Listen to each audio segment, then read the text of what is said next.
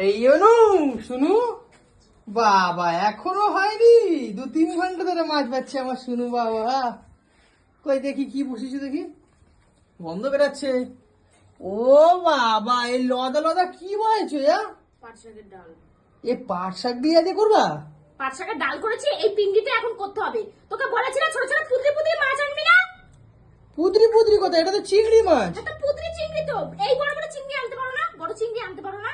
গলদা চিংড়ি? ওই চিংড়ি আনবি, এগুলো বাঁচতে সময় লাগে। শোনো, গলদা বাগদা খেলে কি হয় জানো?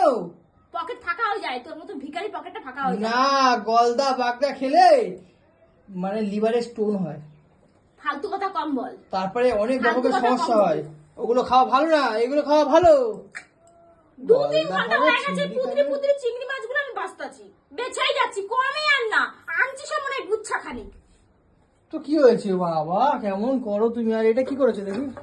ওরে সাবাস!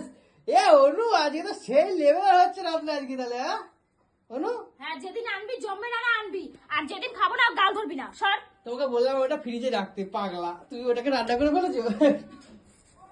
এটা আমার ছুনু, এটা ছন্টু মনু, ছন্টু মনু, ছন্টু মনু। এগুলো কেন করিস সব সময়? করবো না?